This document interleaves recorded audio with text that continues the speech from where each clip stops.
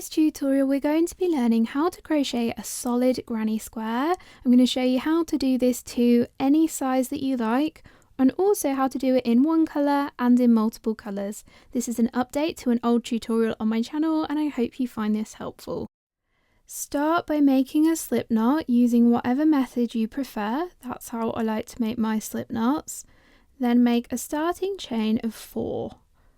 1, 2, 3, 4.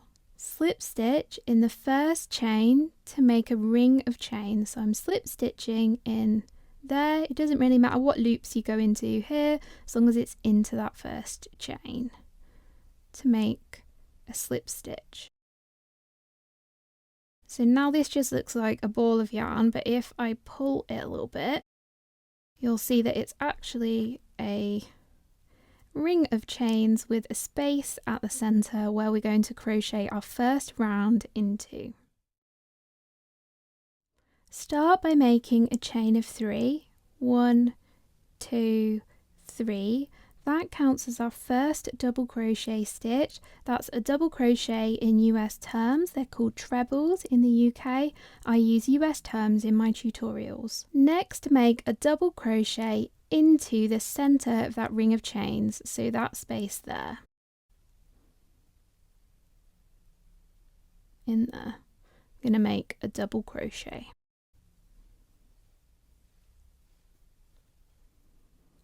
Next, make another double crochet into the ring.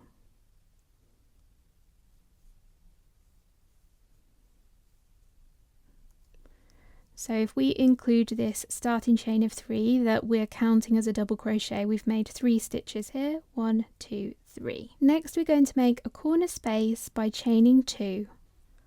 1, 2.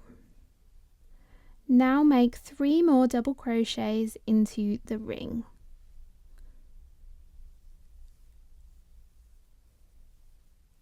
1,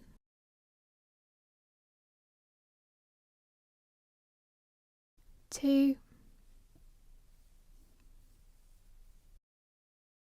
3. Now make another corner space by chaining 2. 1, 2. Now we're going to repeat that 2 more times. So I'm going to do 3 double crochets into the ring. 1, 2, 3. Next make 2 more chains. 1, 2. Then 3 more double crochets into the ring at the center. 1, 2, 3. Then here, rather than making 2 more chains, we're just going to make 1 chain because we're not changing colours here. If we were changing colours here, we would chain 2 and fasten off like I'll show you later in the video. So what we're going to do next is make a single crochet into the top of this starting chain.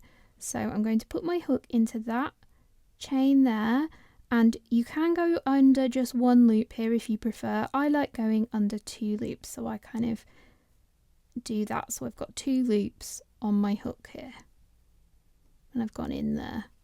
I'm going to make a single crochet, so yarn over, pull through, yarn over, pull through 2.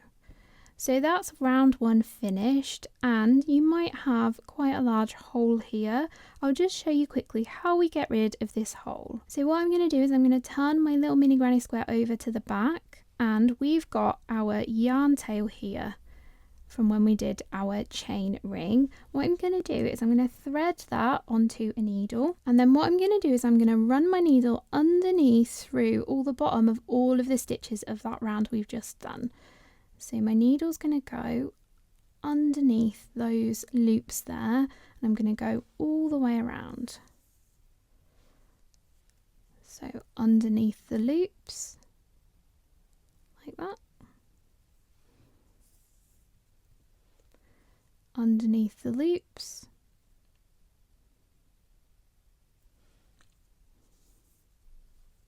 and again underneath the loops. And then we should be able to pull our yarn tail here, and that will close up that hole at the centre of our granny square to give us a neat finish like the squares I showed you at the start of the video. You can then go ahead and weave your tail in now, but I'll show you how we do that at the end of the video. So I'm just going to take my needle off that yarn tail now so we can continue on. I just prefer that to already have been done before I move on to round 2. To start round 2, make 3 chains. 1, 2, 3. That counts as your first double crochet stitch. Next, work a double crochet into the corner space. We're going to be working over the top of that single crochet that we're counting as our second corner chain. So I'm going to do a double crochet in that space there. So if you've watched my previous solid granny square tutorial, my previous preference here was to do another double crochet stitch into the chain 2 space and then skip the first stitch after the corner. I've actually changed my mind on my preferences now. That's my prerogative as a crocheter. I can pick and choose what techniques I prefer as I go. So what I prefer to do now is actually work into the top of that stitch rather than back into the chain 2 space. So that's why I decided to make this video, is because that is kind of like my update as well as the colour changes to this pattern. So we're going to go ahead and work a double crochet into the top of this starting chain. So we're going to be making the double crochet in the same space we did that single crochet there. So I'm going in there to make my double crochet, gone in there.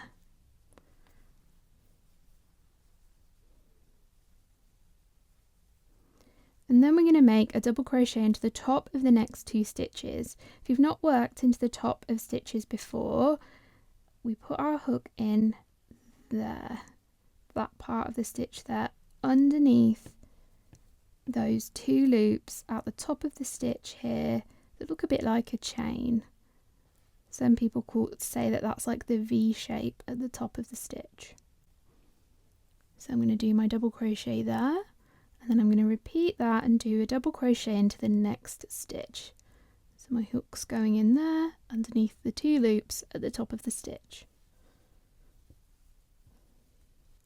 So we're now at a corner space, and into our corner spaces we work a corner group. For the solid granny squares, our corner groups are always the same. So I'm going to work 2 double crochets, 1, 2, chain 2 to make a corner, then 2 more double crochets back into the same corner space, 1, 2. And because I've changed my mind about my granny square corners, I'm now going to work my next stitch into the top of this first stitch. Now sometimes it can be quite difficult to find the top of this stitch because these stitches here might be covering it, and this is called a hidden stitch. So if I grab those stitches I've just made and pull them over, that reveals the 2 loops at the top of the stitch where I need to put my hook. So I'm going in there. Then a double crochet into the next stitch, and a double crochet into the next stitch.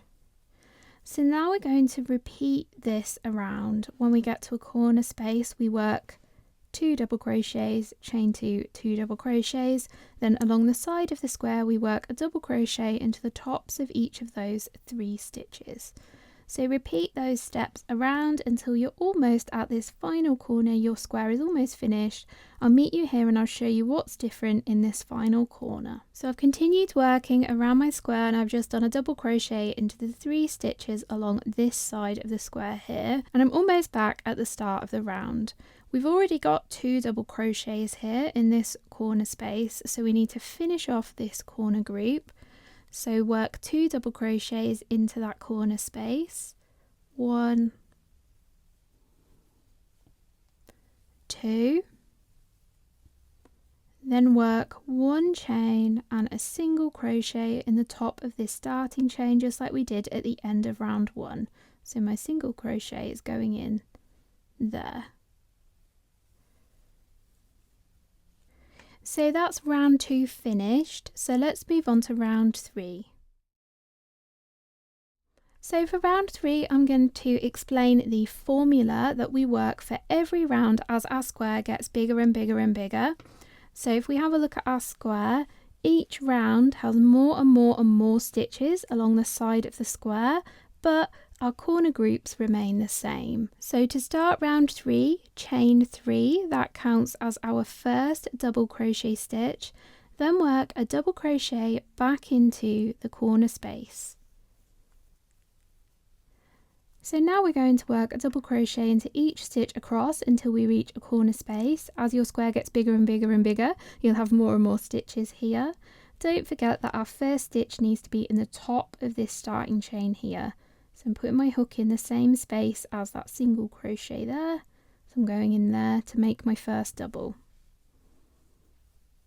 Then I'm going to double crochet in each stitch across until I get to a corner. Then in the corner space we work 2 double crochets, 1, 2, chain 2, then 2 more double crochets back into the same space. And then we repeat that all the way around the square, working a double crochet into each stitch across, then a corner group, all the way around until we're almost at the end of the square. Then I'll meet you round here and I'll show you how we fasten off a colour and also how we change colours for the next round. In that final corner space we need to finish off our corner group like in round 2, so 2 double crochets in that corner space.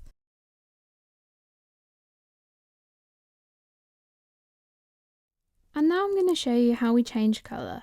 So when we're changing colours, we are not going to do our chain 1 single crochet. Instead, we're going to work 2 chains, and then I'm going to finish off with a slip stitch, but feel free to do an invisible join here if you want to. I'll be showing you that after I've shown you the colour change. But for now, I'm just going to do a slip stitch. So I'm going to go into the top of that chain there to make a slip stitch. And then I'm going to pull that slip stitch really tight and then snip my yarn tail. Then use my crochet hook to pull that tail through that slip stitch, give it another pull to make sure it's nice and tight. So now I'll show you how to change colours. To join our next colour, I recommend joining it to a different corner space than the one we just fastened off, because that gives us more space when it comes to weaving ends in. So put your hook into the corner space, lay your yarn over the top of your crochet hook and pull up a loop. Now if we were just going to go ahead and crochet here, this loop likes to work itself loose over time before we come back to weave our ends in. So I like to do an extra step here to give a bit more friction on that yarn tail so that it doesn't come loose. So to do that, I take my yarn tail, I put it over the top of my crochet hook, then I tuck it down here and grab it with my finger just to hold it in place. You can see it's looped over the top of my crochet hook here. When we make our starting chain for the next round, that yarn end is going to be trapped in the chain and there's a bit of extra friction there to hold it in place until we can come back and properly secure in our tail. So now we're just actually going to do the same as round 3, so chain 3, 1, 2, 3, and then we're going to continue on the same as we did in round 3, so a double crochet back into the chain 2 space, double crochet in each stitch across, then our corner group all the way around. I'll meet you back here and I'll show you how we do an invisible join and how we weave our ends in. So I'm almost at the end of the round. I'm going to finish off by doing 2 chains. Now at the end of the last round I showed you how to finish off a square with a slip stitch. Now I'm going to show you how to get a seamless finish by using something called an invisible join. So snip your yarn tail with an end long enough to weave in. Then use your crochet hook to pull that end through the second chain. Thread the yarn tail onto a large yarn needle. I usually prefer ones with sharp points because it means my end will be more secure when I weave my end in, but I can't find one, so we're working with a blunt tip needle today. So to do the invisible join, put your needle underneath both of the loops at the top of the stitch next to our starting chain. So here's our starting chain, here's the stitch next to it. I'm putting my hook in, not my hook, sorry, my needle, underneath both of those loops there. And then I'm going to pull it through. And I'm not going to pull this really, really tight. We want just enough tension so that that loop there that we've just created matches all the ones next to it. So the front loop of all of these stitches here, it's about the same length. Then we're going to put our needle through the back loop only of that second chain there. So I'm going in there. Again, I'm not going to pull this really tightly. I'm going to pull it so it's got just about the same amount of tension and the same length as the loops, all these back loops of the stitches here. So as you can see, the invisible join gives us a seamless finish around the top of our granny squares. Not only does this give a more professional finish to our finished pieces, it also makes them way easier to join. I'm now going to show you how we secure our yarn ends by weaving them in. So we'll start with this end because it's already on my needle. So I'm going to turn my square over to the back. Then I'm going to work my needle down the back of the starting chain there. So I like to go under, I potentially didn't choose the best colour yarn to show this. I like to go under that loop there and then that loop there like that to get to the base of the stitch. Then I'm going to weave my tail back and forth 3 times underneath the bottoms of all of these stitches here. So I'm going to take my needle, I'm going to thread it underneath those bottoms there, then I'm going to scoop up some more stitches. So hopefully you can see my needle's going under and picking up of each stitch those 2 loops there like that. I'm going to go under a few. I usually like to go about an inch, inch and a half.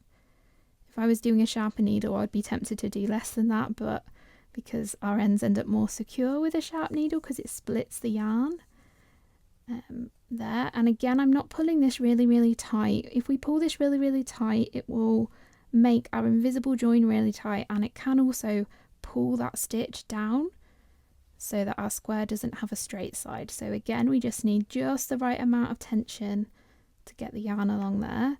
Then we're going to go back in the opposite direction. So I'm going to pick up a loop. I like to pick up that loop there, but it doesn't really matter. Pick up a loop there just to anchor it. Then I'm going to go back underneath just where I did the stitches before, but in the opposite direction.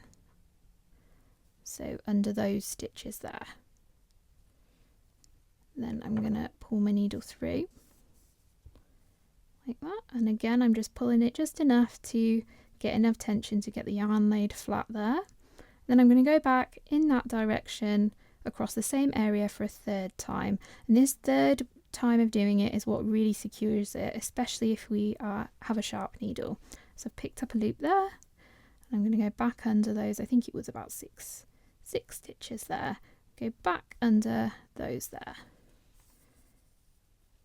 And that properly secures that ending after our invisible join over here. So I can now snip this yarn tail and go ahead and repeat those steps for our other ends, but I want at the centre I do slightly differently because I like to reinforce the centre of my granny squares because that's where they're most likely to come apart. So I'll show you how I do that next. So I'm going to thread that yarn onto my tapestry needle, and if you remember all the way back at the end of round 1, we already wove it underneath all of these stitches once just to pull the center of this square tight. So to make sure that doesn't come open, I'm going to go back in the opposite direction. So I can see that my yarn has come underneath this loop here. That's the last loop I came under. So I'm going to skip that loop and go underneath all of those stitches all the way back around. So I'm going to go around there and then all the way around there. Then sometimes I will go back and do that a third time if my yarn is particularly thin or it's one that snaps easy. This is a really strong merino wool yarn, so I know that that's not going to be a problem. So I might just snip my yarn tail here, or I could potentially, if I'm worried about it coming loose, work it up the back of this stitch here. So I'm just going to pick up a couple of these loops there like that. And then I can run it under a few stitches here. I can go back and forth a couple of times to make it extra secure if I want to before snipping it. So that's how you crochet a solid granny square with lots and lots of tips along the way. If you'd like to have a look at the rest of my granny square tutorials, I've got loads of them all on this playlist here, and I will see you again next week for another video.